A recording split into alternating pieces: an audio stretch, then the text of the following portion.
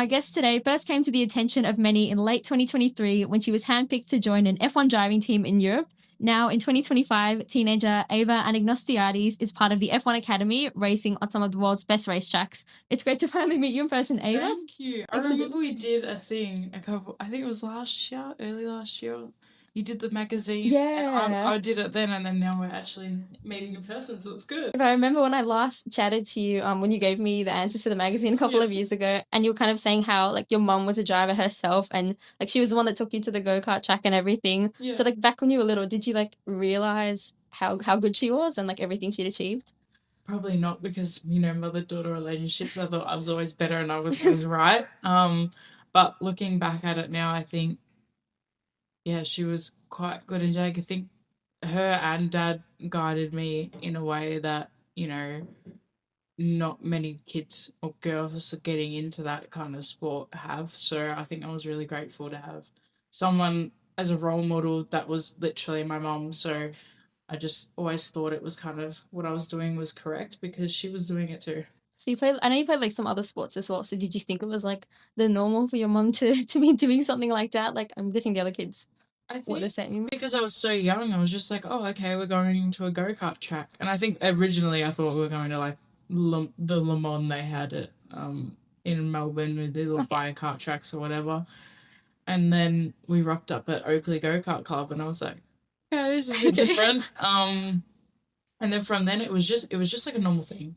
It was just something that we started doing, and then we were like, okay, you want to come to the go-kart track? And every time I said yes, and then I was like, I want to hop in one. And then mum and dad were like, are you sure? Like, are you sure? And then I think they were like, this is going to cost us a lot of money.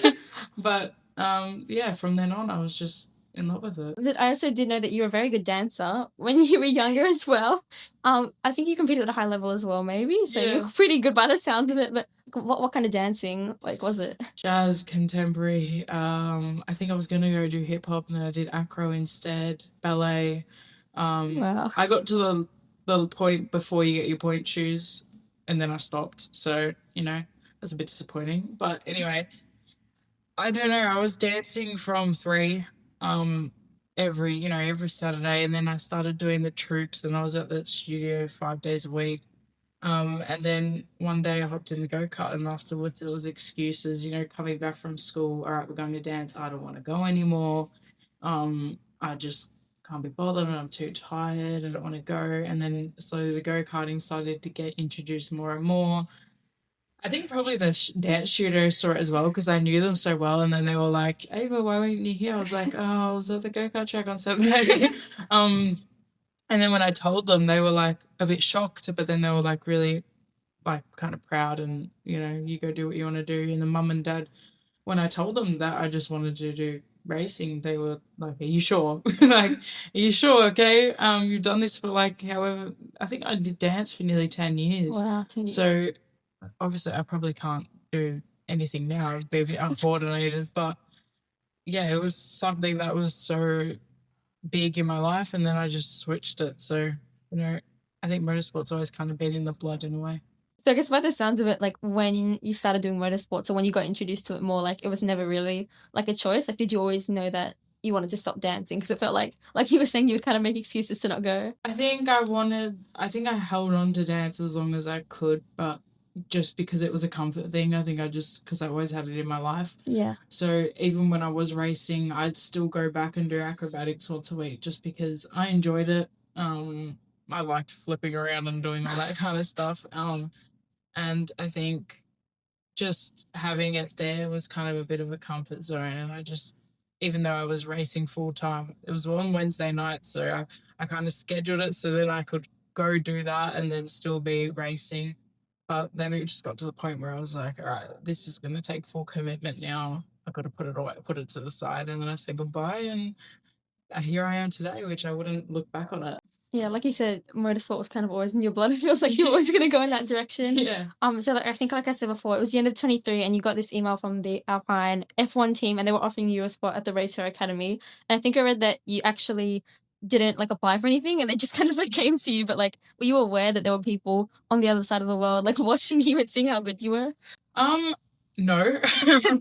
I think that comes down to right place, right time in a way. I think motorsport is very much like that. I went and competed in the motorsport games in the end of 2022, so I think that's where it kind of all started. They must have had someone there, but I think for me, it was just you got to perform at the right time and at the right place. And we had a couple good races that weekend. Qualifying didn't go our way, but we were racing really strong and coming back through. So I think that's where that kind of got all tied together. And I've got Tom Williamson, who's my manager, who works really hard on those side of things for me. So he always ends up getting me some good opportunities. And I think he had a bit of a part to play in that as well. So you've got to have the right team behind you, but then you've also got to perform as well. So I think it was kind of a mixture in all different things. Yeah, I guess like kind of speaking of team, because then it was after that your whole family, packed up everything in Australia and moved to Europe, moved to the UK. But like, what was that like? I think it was at the end of year 10, and it was a pretty big like commitment, I guess. But like, how are you actually feeling going through all of that?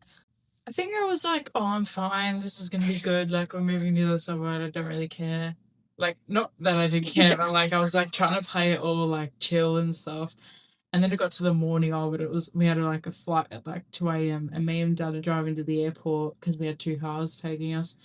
And I just started like freaking out. I was like, we're moving to the other side of the world. Like, I'm leaving. I'm not going to see anyone anymore. And my whole family was real emotional, obviously, about it. And every night I was just so like, fine. I was just, okay, everyone's crying. I'm like, bye, see you later. And then the morning of, I was like, oh my God, okay, we're actually doing this. It didn't actually click till then. So it was hard because, you've got all my family here. I've got a little goddaughter. I've got cousins growing up. And it is kind of sad to know that I'm not going to be able to watch them grow up and stuff like that. But, I get to come back every couple months. That's so true. this year, I think I've been back twice this year, so this is a record. So hopefully we can add another one to it. But it's for something that we, as a family, we love, and for you to succeed in the sport, you really have to keep, sacrificing as much as you can and just keep pushing. So yeah, it was for the best, I think. Yeah, because like you said, it's not just you, I guess it's also your brother James. So it's your whole family that's kind of like really involved in this. And he's also following, that same like motorsport dream. But like, has that like helped you, I guess, having a sibling that's kind of doing the same thing as you? Like they understand what you're going through. Yeah, it's helped a lot, especially now that he's kind of around that 14, 15 age bracket where I'm competing against some of the boys of 14, 15, not 14, 15 to 16. So he's kind of near that kind of bracket. And he's quite good. He's got Mercedes, so he has to be quite good. And to kind of bounce off each other, we train together, we go on runs together. I run after him, trying to chase him because he's a really good runner. But yeah, everything we do now overseas, I think we've realised that we only really have each other. Yeah, I guess it seems like you got a really good like friendship. But yeah, is there much like competitive, trying to beat each other? It's always competitive, always competitive. We're on the simulator and it's like, oh no, I did this time. No, but I beat you on this one. And then he goes and jumps on, does 2 tenths faster than I'm chasing those 2 tenths. It's just all the little things that, emptying the dishwasher first so we don't have to do the thing on the top shelf. But yeah, we are quite competitive, I think. Yeah, I think you need a bit of that as siblings, though. Definitely. I can't imagine what it would be like if you weren't like that at all. No, I'd just be like, oh, high five, you did this. I know. I'm like, that's not our family. I can't imagine that with me and my sister. But just like, I guess going back to before when you moved to Europe and everything, like I remember like kind of watching your progress during that first year. Yeah. Because while you were in Europe, you were also in India for a little bit. Yeah. Racing as well. And this is like all happening while the first season of the F1 Academy was going on. So was that like always, like what was the big aim during that like first year over there? Start we were go-karting. I don't think I landed January 1st and then I was at the track on the 4th, and from then till I think May 20th or something, I did not have 1 week off. I was in the car 5 days a week, literally just go, and then it hit May and I was like, I was turning 17, so sometimes the car transition I probably should have been the year before maybe. But we just kind of held on to the karting a bit longer with Racer, and then we decided that we are going to part ways because we wanted to make that car transition. So I jumped in a car in June, did a couple test days over however many months till India's F4 thing started in August. And then did a couple race meets. We got better and better and better each race weekend.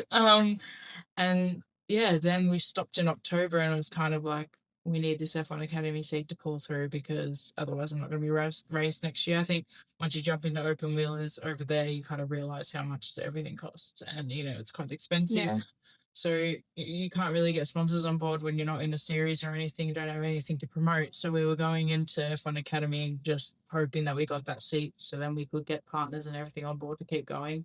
And luckily, there's some stuff coming together soon this year. So the second half of the season's hopefully going to be really well. But yeah, I think as soon as we hopped in the car, we realized that we needed that seat, and Yeah. it just finally came together really late in the year. But we got the opportunity. It seems like you're just running on adrenaline as well. There's just so much going on all the It time. is. It's just go, go, go, and I think that's just a part of the sport. But you go from race weekend to race weekend, and you just always fueled. You're gonna be tired, and you just keep running, and then when you stop, it really hits. I stopped Sunday, and I was like a walking zombie, and I still had media stuff to do, so I was like, wake up.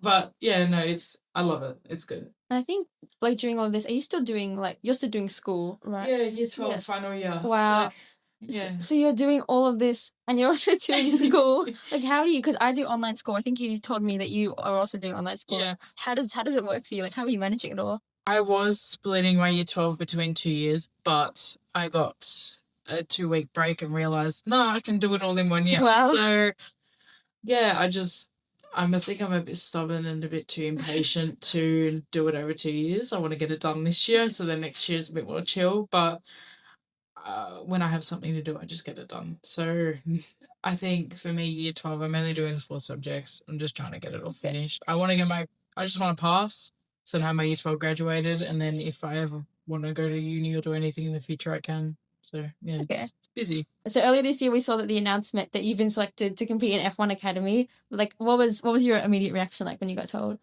I got told 1st of December, so obviously it didn't come out till Feb or something. Yeah, it's pretty early.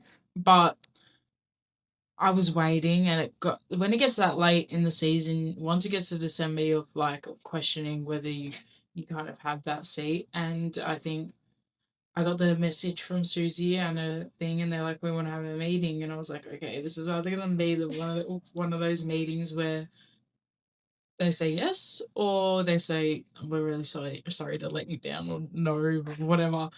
And I was kind of sitting there, and Mum was all freaked out because my brother and Dad were away racing, so it was just me and Mum at home upstairs, and she's like, is the background clear? Is everything clear? Like, Susie's hopping on the call.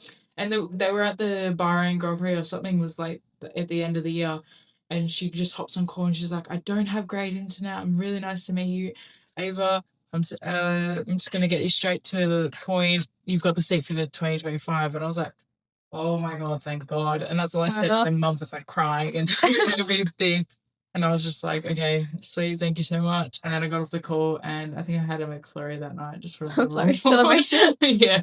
She was like, calm down, Mum. It's okay, Mum. She was crying. It was more of a relief than kind of exciting, because I think for me, it was just like, okay, I get to race another year. And then the next day I was really happy about it because it kind of clicked. But it didn't actually really, it was more of a pinch me moment till I was on the grid for Shanghai, I think. Because I sat there and I was like, okay, there's people everywhere. I'm at the Grand Prix. I'm in front of Hamilton's. Hamilton walked out of his garage, and I was sitting there ready to go out. And I was like, okay, yeah, we're here. It's actually happening. I was going to say, you kind of just said it's like a pinch me moment. Like, has that been one of your biggest pinch me moments? Every single time I go to a race meet this year, it's just like, are we actually at the Grand Prix? Like, I get to just walk around like I'm a driver here. It's a great experience. It must be great knowing that you deserve it so much, and you've had to work so hard to achieve all of this. So I'm sure you try to remind yourself of that. Yeah. When the bad times come, you need to remind yourself, I deserve to be here. I'm here for a reason. I got to keep going. So yeah, it's been a couple of times this year, but we keep going. Push through it. Yeah. Well, I'm sure it has been all really fun and everything, and I see on your socials you're always doing stuff race week. Like you said before, last year you had a race every week. You were doing stuff all the time, and I guess there's a lot to handle though, because you're still so young as well. But how do you just keep? Obviously, you want to enjoy everything, but there's also some challenging bits. How do you keep pushing through that? I think mentally it's been a big switch this year, especially just because of the circumstances and the media, and you got the traveling halfway across the world with different race weekends. Yeah.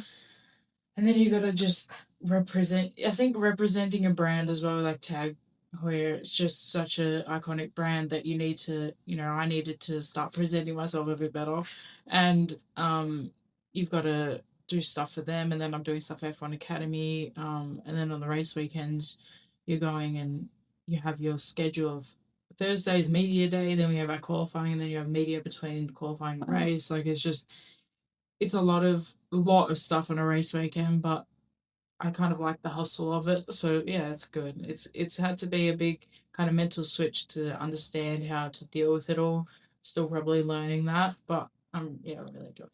Yeah, because I did want to ask, I've been watching a bit of the F1 Academy series. In some of the earlier episodes, like some of the other girls were talking about how, because obviously, like you're saying, there's a lot of like media commitments and everything. Do you actually like enjoy, like embrace that side of things? They're really good with it, so they kind of try and space it out so we have time after we're out of the car and before we're in the car. I think last year's was a bit different because obviously it's their first year, so they're still trying to learn everything. But for us this year, for me, it's been fine. I think I've dealt with it pretty well. I don't really mind talking before I get in the car because it takes my mind off the fact that I'm going to race, and then it kind of relaxes me a bit, and it just distracts me from what's actually going on. It kind of gives me an outlet to go do something. Like we get to go do stuff in the paddock, and we get to go do some media stuff and signatures, like signing stuff. Like there's people lined up for hours. I think Miami people were waiting there for nearly 2 hours just Wow. for signatures. And I'm like, I'm just a girl in a 4 car, like, but it's really cool to see, and then just to be part of that and get to do it all. I think I enjoy it. Yeah, I think it's not much of a distraction for me. It's more just like another commitment in a way. Yeah, that's good because, like you said, it's not, I guess, distracting you from the race, but it does distract you in the sense of like you're nervous. Yeah, it's a good distraction. Okay, good distraction. That's good though. And someone I wanted to ask about as well. I don't know if you had much to do with Susie Wolf, so she's the managing director of the F1 Academy, but like obviously she's not just the managing director. She was obviously had a lot to do with motorsports, competed, almost got to the F1 level as well. But like, what kind of impact does she have on like you and some of those other drivers? Do you chat much about it? It is an F1 academy, so it is kind of they're trying to help us girls build and become better. So Susie's talked to us a couple of times this year. She actually came up to me before the last race, first race in Canada, and I qualified. I didn't qualify when I worked in qualify. And before the race, she just said, "Put your head down and push as hard as you can," and gave me a fist pump. And I was like, after I was kind of like, okay, that was really cool. Like that was Susie Wolf. And then it kind of gave me like motivation that race. And then we finished in the top 10. I was like, There you Susie, go. I need to come back and do it every race. But yeah, she's just an amazing inspiration. I think she's doing so much for us, and just can't thank her enough. Yeah, well, I imagine it's like maybe cool having someone that's kind of like been through the same She's stuff like as you. Yeah, she's like so cool. Yeah, so to be like a part of something that she knows who you are and she's kind of wants to help you through your journey, it's awesome. Yeah, that is cool. I did want to go on maybe a bit of a different note now. So I know you obviously race against a lot of boys and men, but then with F1 Academy, it's just women only races. But do you notice any like main differences when you're in both of those? I think the community is a lot different. For me, growing up, I was always kind of hanging out with the boys. I had a couple of teammates that I was best mates with. I'm still best mates with some of them now, but um, it's definitely different in the paddock. I think there's good ways and there's bad ways. There's good ways. It's a bunch of girls, so you can get a bit cat fighty sometimes. Not in a bad way, just because you crash and you crash with someone else, and it can be.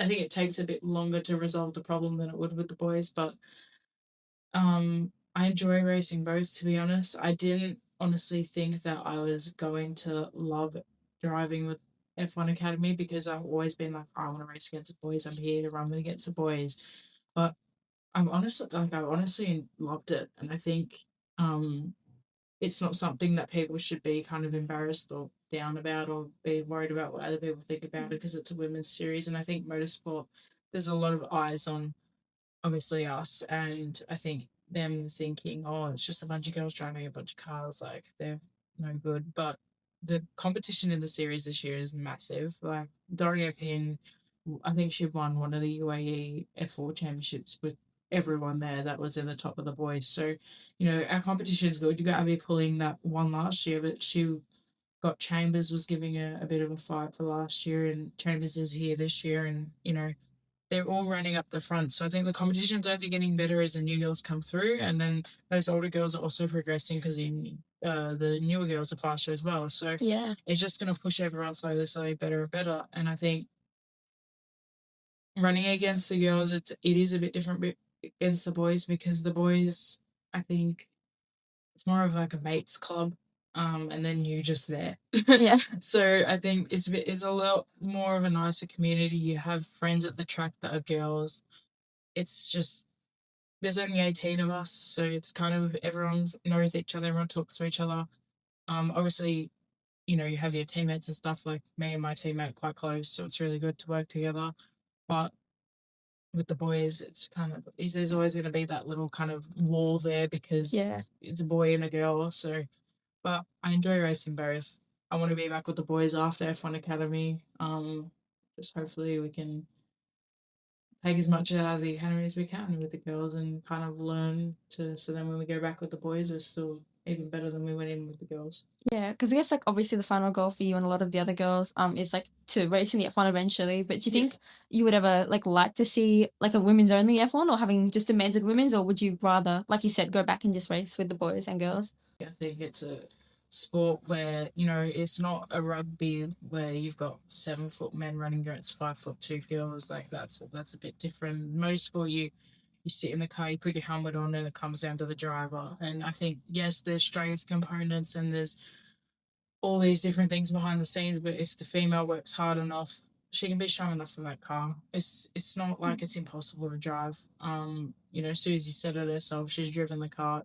It's not that hard. She goes, you just have to train. Which we all are putting the effort in to be able to drive these cars, and I think it should be mixed. There should be a couple girls on the grid, so hopefully it gets to that point where they are putting girls in the Formula One. Yeah, good to hear your point of view on that. But I guess, like you said, something I have been pretty curious about is like, I guess, like you mentioned, like the strength component and like what kind of exercises you have to do. Because I've seen a lot of your Instagram and a lot of it is like I'm always at the gym. Yeah, like, because I feel like people underestimate like how fit you have to be to drive this class. Like, what do you have to do? Like, what's actually behind it, or like what do people not see? Well, F1 drivers could probably just wake up and do an Ironman in a day. So if that kind of puts a perspective, that's where we're kind of aiming for. Our training, I think, is you see those athletes at the gym and they're doing all those weird exercises. That's us. Some of them's more traditional, but it's a lot of endurance work. So you are moving quite fast with your strength components, and then doing a lot of reps with everything, just so you don't drive a car for 30 seconds doing 5 reps. You should be doing nearly close to 20 reps, just building the muscles. So I think it's different for every driver because every driver's built a bit different, male or female. I think the girls do have to work that little bit harder because males have naturally got that testosterone. It's just I've got my brother there, I've got the science example right there. So yeah, it's been interesting to see how he kind of develops with his strengths and then me, so I can kind of base myself off him to see where I'm better, where he's worse, where I need to improve on, where the males naturally get stronger more as they grow up. So that's kind of one side of it, and then you just got to run, swim, bike, just get some cardiovascular endurance, and then just put a band around your head and do some exercises. That's something pretty exhausting. I don't think I could do it. It's just so much. Honestly, I hated going to the gym when I was growing up, and then I just kind of lockdown. I kind of loved the gym. I think even if I didn't race, I'd be at the gym every single day. Okay. It's just more of like a mental just relaxation thing. Yeah. I wanted to ask more about F1 Academy. So like I said before, I've been watching some of that on Netflix, and like I feel like one of the main topics that a lot of the girls have also been talking about is that you've only got 2 years like to prove yourself, and then you can't compete in F1 Academy anymore. Yeah. And I know you're only a few races obviously into your first season, but like are you feeling like any of that pressure already, or just taking it race by race? I'm taking it race by race. I think if you put that pressure on yourself, you're never going to do any good. I think I go into every round wanting to progress from the last one. So as long as we're progressing from the last one, you can't really ask for much more, especially like I haven't been able to do any testing this year, so it's been quite tough. But if we're just going into each round progressing, and then hopefully by the end of the year, we're inside that top 10 easily, and it's just the year two should be more of a success, and we should, year two you go for the championship.